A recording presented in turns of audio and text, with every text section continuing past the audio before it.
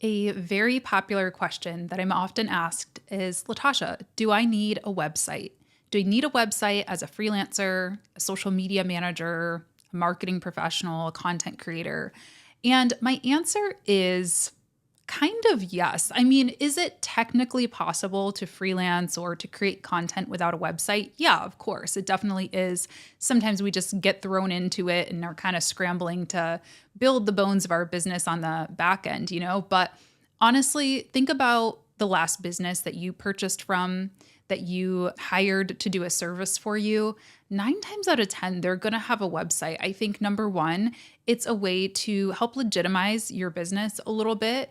It makes it appear that you are really in this for the long haul and you're serious about what you do. But I also think it's just an easy way for people to get to know exactly what it is that you do and just be really clear on your services, easily book you, pay for things, fill out forms, all the good stuff. So, today I want to talk about the 5 most important parts of a freelance website, and this is applicable to anybody, whether you're a social media manager, a content creator, a videographer, etc. And I'm going to be illustrating these concepts with an amazing tool and sponsor of today's video, Durable. Durable is the leading AI website builder and business platform for entrepreneurs to start, build, and grow. Their mission is to make starting a solo business easier than working for someone else, and no coding or technical skills are required. We're going to build a website in just a few minutes, I think. We'll see how long it actually takes me, but I don't think it's going to take me very long. Other great thing about Durable is at the time of recording this, their starter plan is just $12 a month, and it includes a free custom domain name, access to 10 million stock images, unlimited CRM contacts, unlimited monthly blog articles, not to mention prioritize support from their in-house email customer support team. Durable is created specifically for entrepreneurs and small business owners and is the ideal solution for those looking to create a polished website and make every aspect of running a business 10 times more efficient. They've got AI tools that can help users launch their online presence in just a few clicks. We're going to check that out. They've got a ton of products outside of just the website builder. There's a CRM, there's an invoice builder, an AI blog builder, an AI assistant. So this is really just like the one-stop shop if you are like, I know I need a web presence, but I don't really know where to start. This isn't necessarily my forte.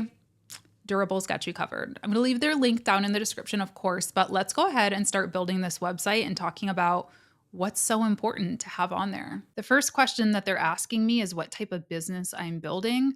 Let me just see what the suggestions are just out of curiosity. So there's everything from window cleaning to a hair salon, a blogger, a contractor, women's fashion psychology. Okay, let's go back and type in social media manager. There we go. It's going to ask our location. I'll put Detroit, Michigan. Next, and what's the name of my business? I'm just going to go ahead and do this as me, like as if I was just a solo freelancer, Latasha James, and we'll generate website. All right, this is pretty cool. Oh, my website is ready. How long was that? Like 3 seconds? Okay. As with any tool, I think it's super important that we customize, obviously, and really make it our own, especially if you're in a field as creative as marketing. So Durable makes that really easy to do, but it's so nice because you start with this canvas, this wonderful canvas. So let's just do a quick little scroll and see what we've got going on here. So this is the first tip, and the first thing that any freelance website needs is a compelling homepage. Very important that we've got some information, a good amount of information on here about what exactly it is that we do, who we are, that we engage people as they first land on our site. And it looks like this is the only page that Durable generated for us, but I think it's going to hit on the other 4 must-haves. If not, we'll build separate pages. But in essence, I think a homepage should first have a headline that grabs your attention, that speaks directly to your ideal client's pain point. Grow your online presence is not bad. I think it's all right. What's cool is when we click on it and we just go ahead and click on regenerate, it'll give us a few different options. Boost your online presence, grow your online presence. I might say something like, trying to think what my own website actually even says. I want to make sure that the keyword social media is in there. Social media for small business owners who want to sleep. Is that too cheesy? So I could change, if I wanted to have a heading that was that big, I could change the text size. And then we can add some subtext here if we want to. I don't know. I'm being a little aggressive and heavy-handed here, but maybe it will speak to somebody. Okay, so that's important that we have some stuff that really speaks to people, that when they're scrolling, they're like, "Oh, hold on. I actually am a business owner who wants to sleep. You're right. I do have a full-time job. I need to outsource this." That's kind of the goal. We can be a little fancier and cheekier with our copy if we want to. The other big thing that your homepage should really have is a primary call to action. And that's what we're seeing here. I think I'm going to delete one of these. I only want one button, actually. And I want this to go to the main place that I need people to go to, right? And for this, if I was a social media manager, I would probably make this a book a call button. And we'll link that to an actual booking link in a second, or contact form or whatever. Because, if somebody's like, yes, I want to work with Latasha James, we don't want to give them a million different options. We don't want to confuse them. We don't want to lose them. We want them to be able to just say, yes, I want to book a call. I want to learn more about hiring you. You can always change out this primary call to action. If you start to get booked and busy, which often happens, and that's a great thing, that means your website's doing a good job. You can change this to, let's say, a lead magnet. Maybe you start capturing email addresses instead, or, a course that you offer, a video library. I mean, so many different things just depending on the needs of your business, but you want to keep it simple in the beginning. That's what I find. So, anyway, let's scroll down and see what else is in here. So, we've got a little bit more, just kind of a, little blurb about who I am. What we could do here is actually replace this with I wonder, can we do a video? I just clicked on to add things. You can just click on add section, and I'm going to type in video. There we go. So I'm going to delete this image. Actually, I like the way it looks, like breaking things up, but instead I'm going to do a YouTube video. I don't really know if I have one that would work properly for like a welcome video of who I am, but I'm just going to pop one in there. And this could be a great thing to do down the road, is just record a YouTube video, make it unlisted, and make it a welcome. That is something that I'm comfortable being on camera. It can be a nice way to just kind of personalize and, again, get them to stop scrolling, learn more about you. Keep it short and sweet. This one is way too long. This is like 15 minutes. I would say keep it like a minute or under. Okay, and then this is the second section that I want to talk about that is super, super important to have on your website, is a services section and or page. And we can decide if we want to build out pages for this as we get to talking, but it should definitely be a section on your website.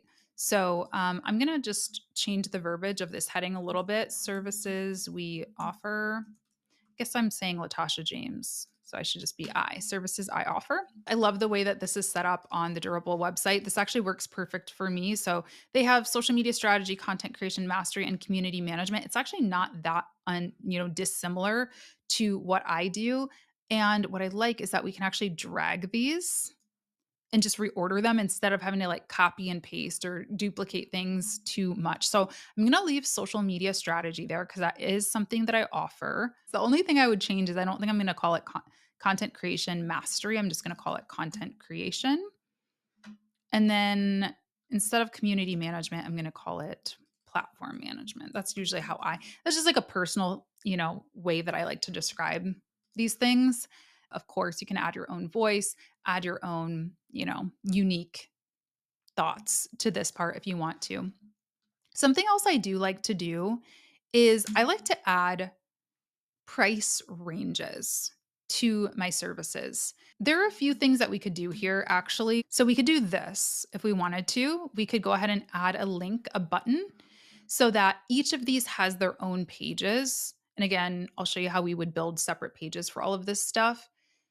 I do like doing that if people want to dive in a little bit deeper, because what you can do on the actual pages is you can add, hey, here's what it's like to work with us. Here's a step-by-step process. Here's some examples of other work that we've done. Here's more details on the pricing and the terms and the FAQ. So that's probably what I would recommend doing, is just giving a little taste on the homepage and then linking over to a full page that describes. And on that full page, I do like to add a price range. I get this question all the time, should I add my prices or not? Unless the service doesn't change at all, which in most cases that is like a productized service. So either a digital product or a very streamlined, systematized type thing like a social media strategy deck or something. I like to leave it a little up for interpretation because you know, my prices is they're going to be a little bit different if I'm asked to manage a TikTok versus a LinkedIn versus a Facebook versus 5 different accounts, right? But I do like to add price ranges onto those pages so that people have an idea of can they afford me or not?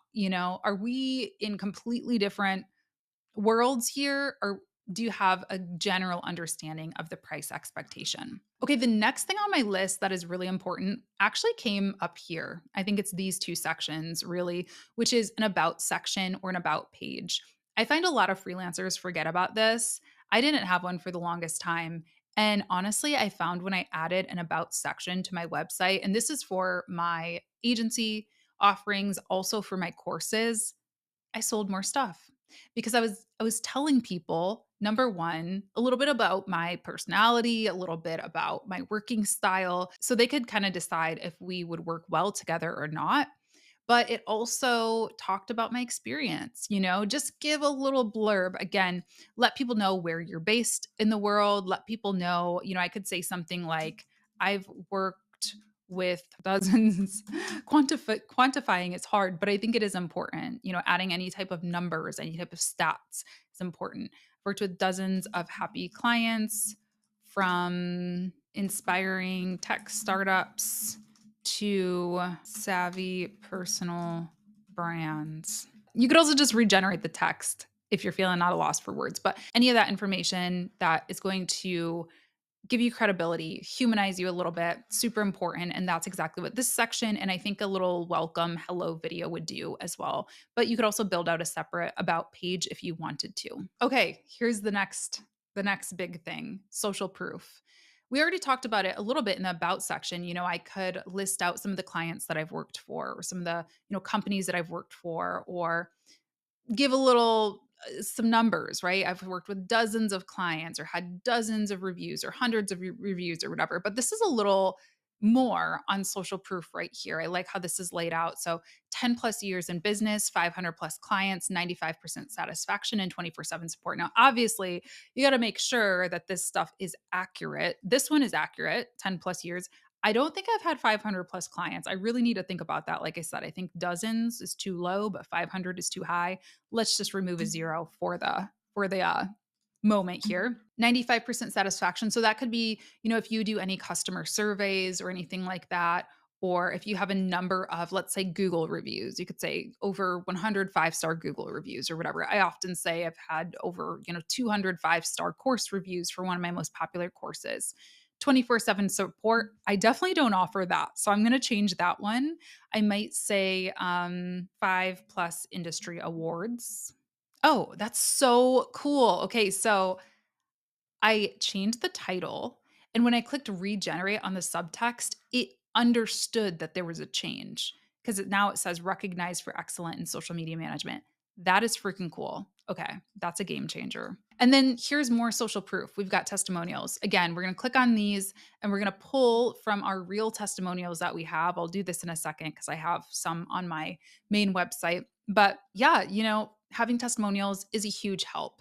Having faces or logos is a huge help. So if you can use those, it just, again, humanizes you. It makes it more real and just makes you appear more trustworthy.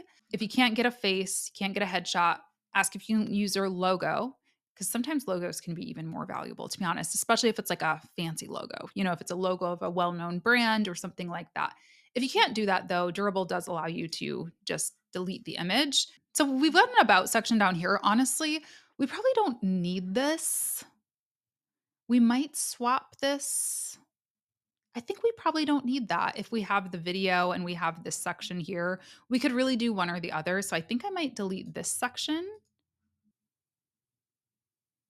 And then we're going to delete this section. And lastly, very important, is a contact page form, box, button, section.